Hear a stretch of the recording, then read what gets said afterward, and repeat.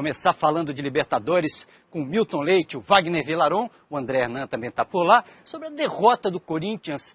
Não é um resultado irreversível, mas é que a gente desacostumou de ver o Corinthians perder em Libertadores. Vai lá, perdeu para o Tijuana já nessa Libertadores, mas na outra foi campeão invicto. E a gente sempre tem a expectativa de ver o Corinthians, mesmo quando perde, jogando bem. Será que dessa vez perdeu jogando bem? Sim ou não? Milton, Villaron, boa noite, amigos.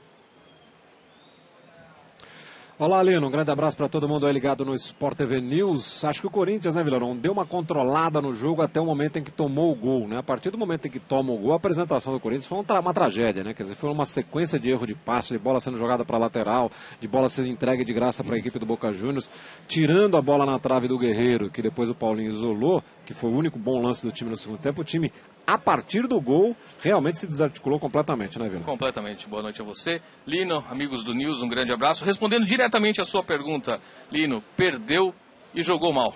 O Corinthians, há muito tempo, a gente citava até durante a transmissão, há muito tempo a gente não viu o Corinthians reagir tão mal a um gol sofrido como o Milton falou. O time completamente desarticulado, perdeu posse de bola, perdeu toque de bola, errando muitos passes, enfim, um comportamento atípico ao que a gente está acostumado a ver do Corinthians. Claro, o resultado é reversível? Absolutamente reversível, não tem dúvida em relação a isso. Mas pelo contexto do jogo, a gente viu aqui um Boca Juniors longe da tradição do bom futebol, da força do Boca. O melhor jogador do Boca hoje, sem dúvida nenhuma, é a sua torcida, que lotou a Bomboneira aqui e fez a tradicional pressão. Então, diante desse adversário, historicamente, que não condiz tecnicamente com a história do Boca, o Corinthians perdeu sim, principalmente no primeiro tempo, quando conseguiu controlar o ímpeto, a pressão do Boca. O Corinthians poderia ter saído daqui com uma vitória. E é curioso, né, que o time tenha sido tão passível em relação a essa coisa do empate, né? A sensação que deu que o time veio aqui para empatar e estava buscando esse empate, mesmo quando o jogo estava controlado. Ele nunca foi um time de se arriscar muito, de sair muito para o jogo, né? Popularmente, Milton, eu diria o seguinte: eu acredito que o Corinthians pensou pequeno. Eu acho que o Corinthians, claro, tem que respeitar muito o Boca, a tradição do Boca, 6 vezes campeão da Libertadores, a mítica da Bomboneira, tudo isso é verdade, tem que ser respeitado. Mas tecnicamente, com bola no pé, o Corinthians poderia ter ousado mais, pressionado mais. Eu, sinceramente, claro, é fácil falar, mas pelo que a gente viu do contexto do jogo, do cenário do jogo, achei que o Corinthians pensou pequeno hoje. Você acha que é uma situação muito complicada, porque a gente não pode esquecer que o Corinthians vai ter um jogo contra o São Paulo no próximo domingo, uma derrota pode até dar uma tumultuada um pouco no ambiente, aí ele fica uma semana sem ter muita coisa e vai depender se vai ou não para a final do Campeonato Paulista, para aí na sequência ter o jogo de volta contra o Boca Juniors. Como é o tamanho, para repetir a pergunta que o André fez ali embaixo, qual é o tamanho desse prejuízo?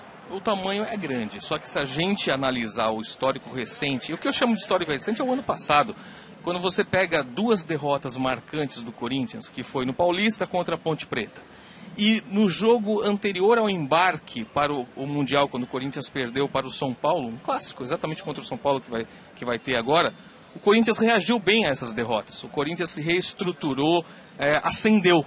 Parece que a luzinha de alerta ali acendeu e o time começou a jogar. Creio que a expectativa da torcida é que esse jogo, essa derrota, mas principalmente a forma ruim como o time jogou, sirva para despertar esse alerta mais uma vez e o Corinthians, quem sabe, seja o marco de mais uma arrancada. O Villaron. Muito bem, nós estamos revendo aí o gol do Boca Juniors, né, Lino? E vale lembrar que o jogo é daqui 15 dias, portanto o Corinthians ainda tem semifinal da Paulista no meio. Se ganhar do São Paulo, vai ter a final, o primeiro jogo da final, antes de enfrentar o Boca Juniors e precisa fazer uma diferença de 2 gols jogando no Pacaembu, Lino. E a gente está analisando o Corinthians, vendo até alguns problemas no Corinthians.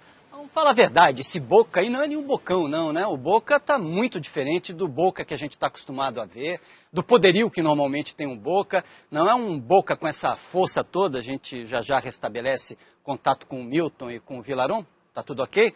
Conseguiu entender minha pergunta, Villaron, Milton? Sim.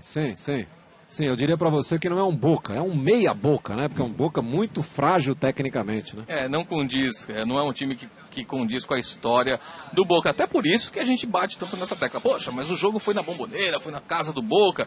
É verdade, a gente considera tudo isso. Mas o Corinthians é um time melhor, tecnicamente, do que o Boca. É um time mais estruturado, mais organizado. O Boca só tinha jogada pelos lados. A gente destacou isso várias vezes durante a transmissão. Ah, não contou com o Riquelme. É verdade. Mas não tinha variedade de jogadas. Era pelos lados, cruzando bola na área. Foi assim até que saiu o gol do Boca. Então, diante desse adversário, desse time do Boca atual, o Corinthians poderia, sim, chegar aqui e arrancar uma vitória, Lino.